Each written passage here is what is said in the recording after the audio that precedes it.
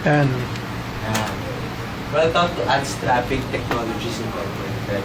So, yan ang pangalan ng company natin, Ads Traffic. Bakit ads? Bakit Ads Traffic? Because Ads Traffic, meron siya iba-ibang platform ng businesses. So, unang-una talaga dyan is yung advertising. Alright? So, sa advertising, meron yung multimedia, di ba? Multimedia, print, and pinakasikat ngayon, pinakauso yung internet advertising. Di ba?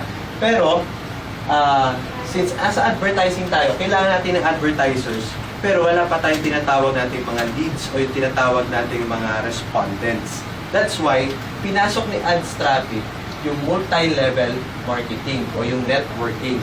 Alright? Ngayon yung pag-uusapan natin today. Ngayon, after ng multi-level marketing, meron din tayong traditional business na franchising. Okay? So mamaya, explain ko later on kung ano yung franchising natin. So, syempre, kasama na rin sa multi-level marketing yung tinatawag nating direct selling. Alright? Or yung direct sales.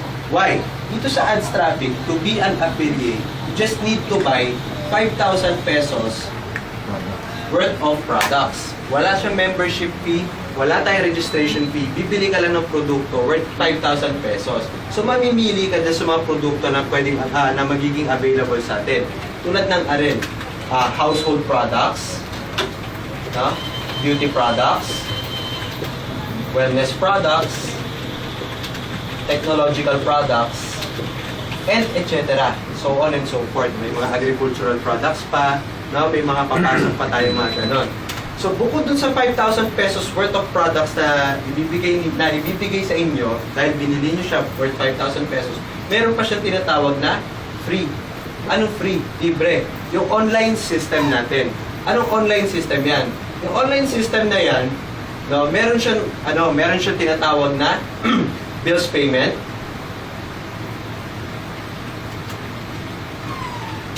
So, pwede ka na magbayad ng bills mo. Lahat naman tayo nagbabayad ng bills, tama? Yes. Utilities, diba? So, pwede ka magbayad at the comfort of your own phone o sa computer. No? Tapos, bukod sa bills payment, meron siyang tinatawag na e-loading. So, pwede ka na rin kumita ng konti sa loading. No? Or, kung gusto mo maka-discount sa sarili mo, meron ka na rin. So, after that, meron din siya tinatawag na local and international ticketing. Imagine mo, ang laki ng business mo. Punta ka sa airport, kahit anong oras, ang daming tao. Tama ba ako? Yes. Yun ang market mo. So, imagine mo, meron kanyang lahat, binigay yan free, plus tangible products worth 5,000 pesos. Ngayon, yung multi-level marketing natin, yung multi-level marketing natin, it works like this. So, dalawang major ways. So, meron tayong tinatawag na outer binary.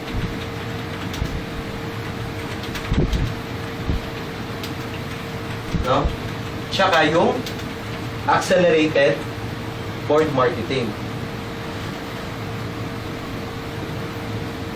So, paano siya gumagana?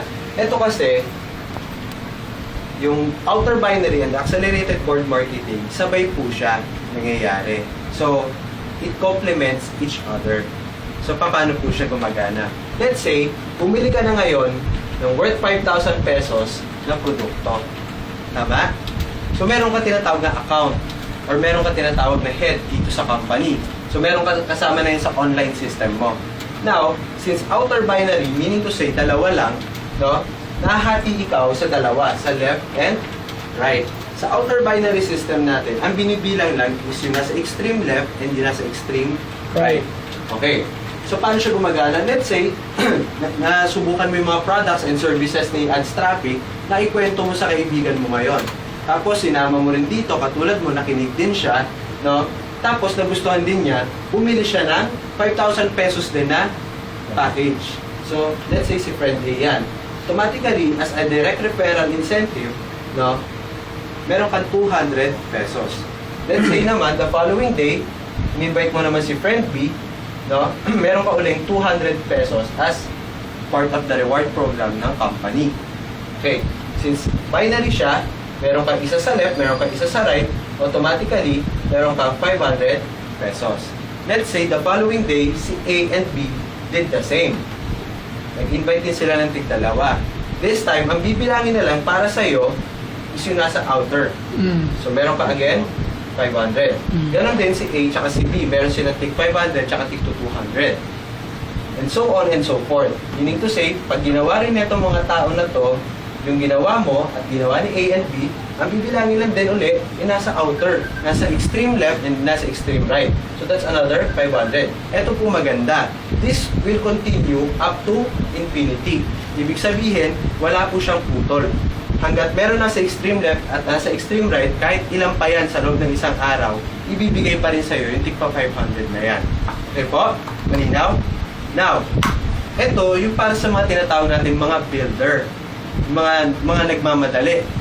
Pero everybody, no? Tandaan niyo po yung natin, yung slogan ng company na one company, one team.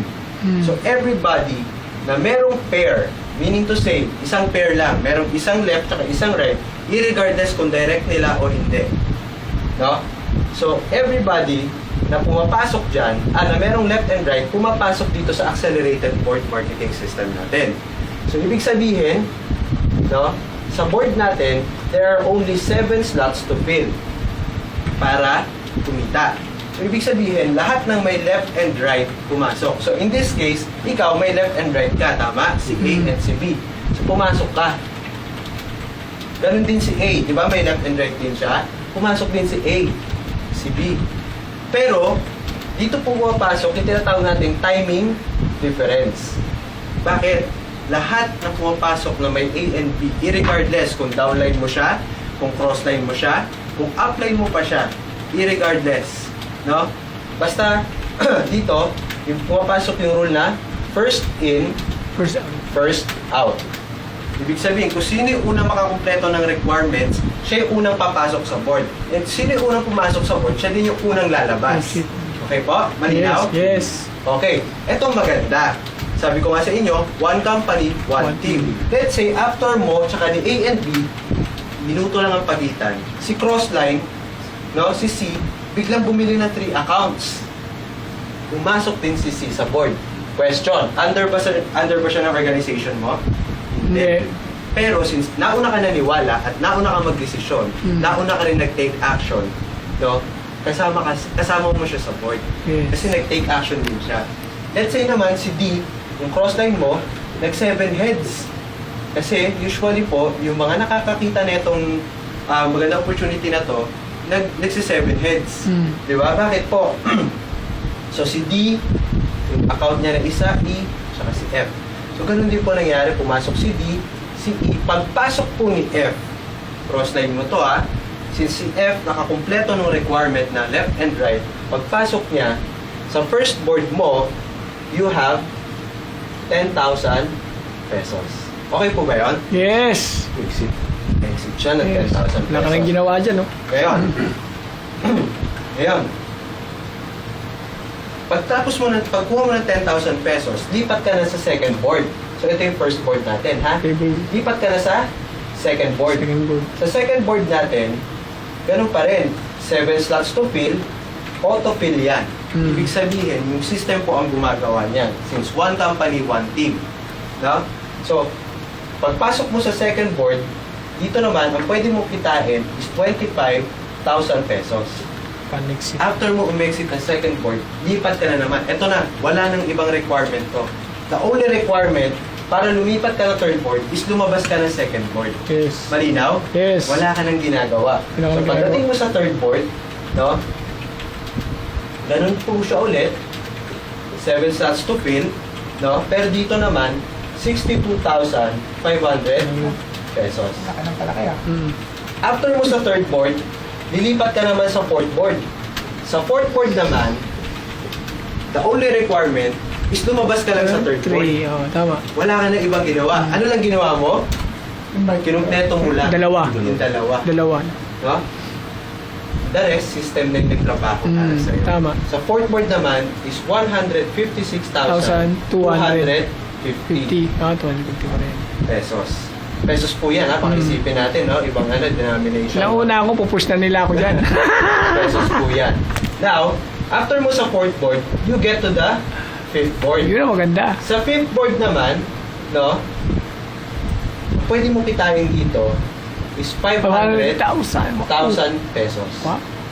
Sarap. Since nasa pre-positioning stage tayo at hindi pa tayo naglo-launch, no, by August po tayo maglo-launch, Negotiate. meron yan incentive. So meron yan plus down payment sa brand new Car. na SUV Wow. of your Wow. choice worth 50,000. 250,000 pesos.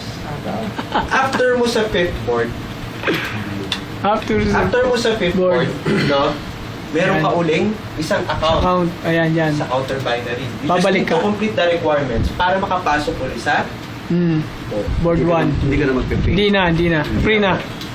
Yun ang maganda. kukumpletuhin mo na lang ulit yung left and right. Right. And then the cycle continues. Continuous. Na naman yung sa left and Ah. right. Yes. Pwedeng ibang tao or since may 500,000 pesos ka, Kunin mo. iba naman yung dalawang account. Kunin ko na yung 100 account. So, ganun lang po siya kadali. Ito pa Exit exciting. agad. No? Di ba may franchising tayo? No? Pwede rin siya i-convert instead. Paano ba yan? May kotse na ako. No? Pwede rin siya i-down payment sa condominium unit. Or sa house and lot. Or kung gusto mo, bibigyan ka na lang ng franchise. Sa franchise, same services. Same services, Pero, bali. Oh. plus, meron siyang remittance. Okay. Yan.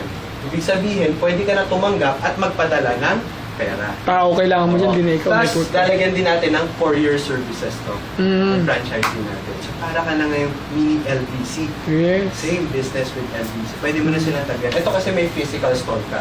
Ito kasi, sa 5,000 pesos, this is just your home-based business.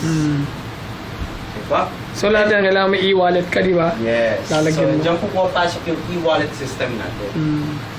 Question po. Malinaw? Maganda. Mas malinaw po, di ba? Mas Yes, maintindihan yes. natin. So, napakadali po siya intindihan. Actually, this is just the reward program. Para yan sa mga tamad dito, yung dalawa lang Reward invite. program lang po ito ng company. Paano natin i-reward yung mga associates natin, yung mga affiliates natin, no? While doing the business. Pero ang business talaga natin is nandito. Yes, kailangan yan.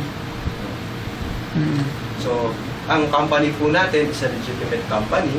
Ang ini-issue po natin dito is yung OR. official receipt. No? Yes. OR. So, hindi tayo nag-acknowledgement receipt, delivery receipt, no. OR pa pagkabayan. Sir, to, pakita mo. Ayan po, yan. Katulad ni Sir, 7 yan, account. 7 accounts ang binili niya. Yung example ko kanina. No? Siyempre, nakita ko, Yan, may original- sunggap agad. May Andun na yung tatlo ko eh. receipt po siya. No? Level 2 na. Level, So- nag-aantay na lang. So, madali lang po kasi siya gawin. And right now, we are still in the pre-positioning stage. Okay Yes. po? So, any questions? Ilan taon ng ads traffic?